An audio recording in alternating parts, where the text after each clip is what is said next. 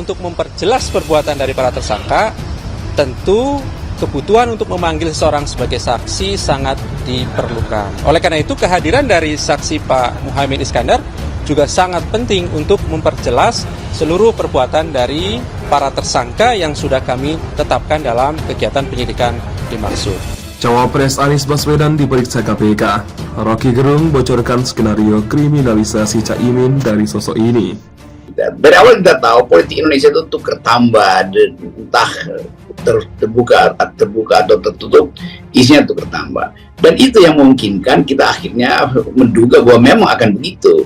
Karena dari awal kita tahu bahwa nggak mungkin Anies itu diloloskan tanpa pengendalian istana. Kan kalaupun diloloskan itu dalam upaya untuk pengendalian tuh. Jadi publik melihat bahwa Anies kalau pakai Caimin dia akan dikendalikan oleh Jokowi, dan itu panjang ceritanya tuh. Bisa aja satu waktu Jokowi merasa udah cukup, udah mencalonkan Anies dengan Caimin, tapi nama Anies terlalu melambung tuh, dan itu berbahaya kalau Anies betul-betul jadi presiden. Nggak mungkin Anies nggak akan kembalikan Caimin. Lalu Jokowi berpikir lagi, oke, supaya Anies nggak jadi presiden, ada sprindik di Anies nggak ada sprindik di Caimin ada. Ada. Bayangkan misalnya dua hari sebelum pencoblosan tiba-tiba sprindik keluar pada Caimin karena soal kardus segala macam masih ada di KPK kan. Udah gagal Anies kan. Jadi kita mesti hitung sampai di situ tuh kira-kira tuh. Karena Jokowi tetap ingin bahwa pengendalian dia itu harus maksimal, entah pada Ganjar atau pada Prabowo. Jadi tetap di otak Pak Jokowi atau Ganjar atau Prabowo. Anies itu nggak mungkin. Kalau Anies mulai mengejar Ganjar dan apalagi mengejar Prabowo, maka mesti dibatalkan. Itu jadi sebetulnya Anies ditawan oleh Jokowi melalui Caimin. Ya, makanya saya bilang tadi, perlu dicek betul sifat pemanggilan ini apa. Apakah sifat pemanggilannya itu berkaitan dengan perkara atau berkaitan dengan hanya pemeriksaan biasa yang saya sebutkan. Kalau berkaitan perkara, saya kira clear. Tidak boleh ada orang yang melakukan korupsi, itu dibiarkan. Saya kira nggak ada masalah, clear. Tetapi ketika masalahnya adalah dipanggil biasa, seperti dipanggilnya Pak Mahfud dalam kasus Akil misalnya, pilihan timingnya itu bisa menjadi berbahaya. Nah, makanya misalnya pertanyaannya kalau hanya sekedar menanyakan itu, kenapa tidak ditanyakan dari dulu? Sudah ada 11 tahun yang lalu, proses-proses pertanyaan yang barangkali bisa dikaitkan dengan kewenangan menteri. Nah, kalau ditanyakan baru sekarang, ketika ada deklarasi dan lain-lain sebagainya, pertanyaan soal timingnya itu akan tinggi. Apalagi kalau ternyata memang sifat pemanggilannya itu hanya pemanggilan soal ditanya soal kewenangan menteri saja, pemeriksaan biasa. Saya mengatakan begini, kalau pemeriksaannya memang pemeriksaan substantif, ya, dianggap barangkali terlibat, saya hakul yakin 100% tidak ada masalah. Kita nggak boleh bilang itu politisasi. Kita harus katakan itu bagian dari pemberantasan korupsi. Tetapi manakala dipanggil 11 tahun kemudian dan itu dikaitkan hanya pemanggilan biasa, nanya-nanya, ya, seperti yang saya bilang tadi ya, Pak Mahfud ditanya begitu di dalam proses Pak Akil. Nah, itu menjadi pertanyaan, kok pilihan konteksnya dilakukan 11 tahun setelah perkara itu ada? Kok dilakukan misalnya hanya sesaat setelah dilakukannya deklarasi?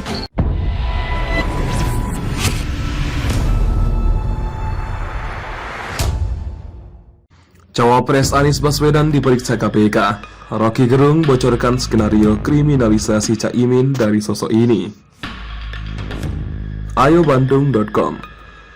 Caimin atau Muhaimin Iskandar yang menjabat sebagai Ketua Umum Partai Kebangkitan Bangsa akan menghadapi pemeriksaan oleh Komisi Pemberantasan Korupsi pada hari ini, tanggal 5 September.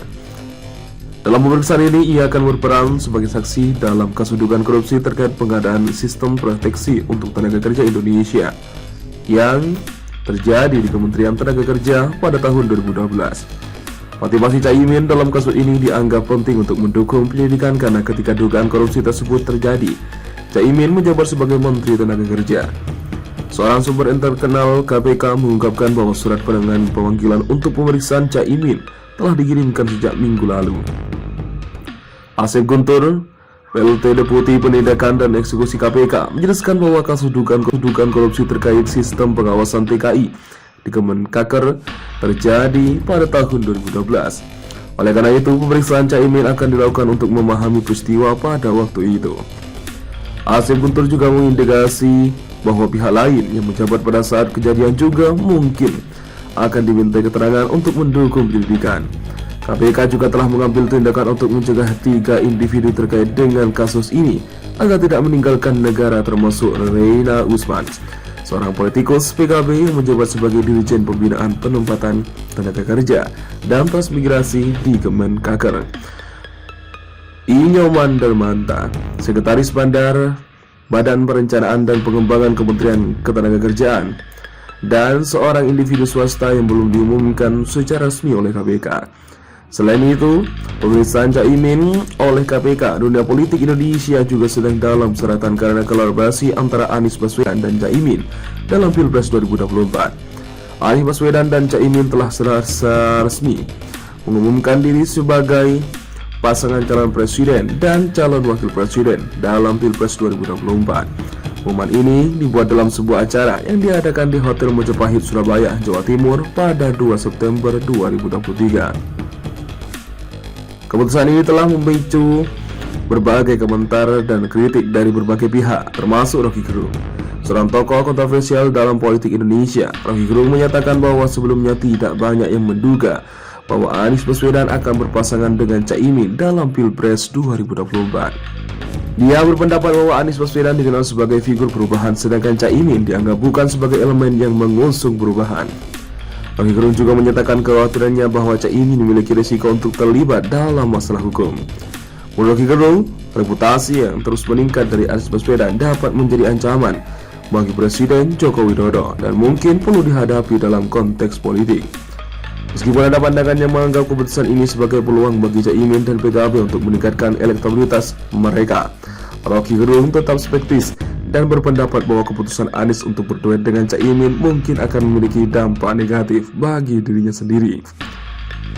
Sebelum deklarasi ini, publik juga dikejutkan oleh spekulasi tentang kemungkinan kolaborasi antara Anies Baswedan dan Ketua Umum Partai Demokrat Agus Harimurti Yudhoyono atau AHY sebagai pasangan calon wakil presiden dalam Pilpres 2024. Namun pada akhirnya, Anies memilih Caimin sebagai pasangannya dalam pemilihan umum tersebut. Jadi tetap orang lihat bahwa ada kepicikan sebetulnya. Kita nggak sebut aja pengkhianatan, karena dalam politik kiat mengkhianati itu biasa, tapi kepicikan pada Surya Paloh tuh. Sekarang orang menunggu apakah Anies itu tetap di dalam tema perubahan, padahal Caimin itu ada bagian dari keberlanjutan tuh. Itu sebetulnya dasarnya. Jadi buat sementara kita anggap bahwa ya kemarahan Pak SBY masuk akal, dan itu didasarkan pada semacam perjanjian moral. Bahwa kita mau perubahan. Perubahan artinya jangan ada unsur yang di dalamnya adalah Jokowisme tuh. Nah, Caimin pasti Jokowisme, masih ada Jokowisme atau elemen-elemen Jokowi di situ. Jadi publik melihat bahwa Anies kalau pakai Caimin dia akan dikendalikan oleh Jokowi, dan itu panjang ceritanya tuh. Bisa aja satu waktu Jokowi merasa udah cukup, udah mencalonkan Anies dengan Caimin, tapi nama Anies terlalu melambung tuh, dan itu berbahaya kalau Anies betul-betul jadi presiden. Nggak mungkin Anies nggak akan kendalikan Caimin. Lalu Jokowi berpikir lagi, oke, supaya Anies nggak jadi presiden, ada sprindik di Anies nggak ada sprindik di Caimin ada. Ada. Bayangkan misalnya dua hari sebelum pencoblosan tiba-tiba sprindik keluar pada Caimin karena soal kardus segala macam masih ada di KPK kan, udah gagal Anies kan. Jadi kita mesti hitung sampai di situ tuh kira-kira tuh. Karena Jokowi tetap ingin bahwa pengendalian dia itu harus maksimal, entah pada Ganjar atau pada Prabowo. Jadi tetap di otak Pak Jokowi atau Ganjar atau Prabowo. Anies itu nggak mungkin. Kalau Anies mulai mengejar Ganjar dan apalagi mengejar Prabowo, maka mesti dibatalkan. Itu jadi sebetulnya Anies ditawan oleh Jokowi melalui Caimin.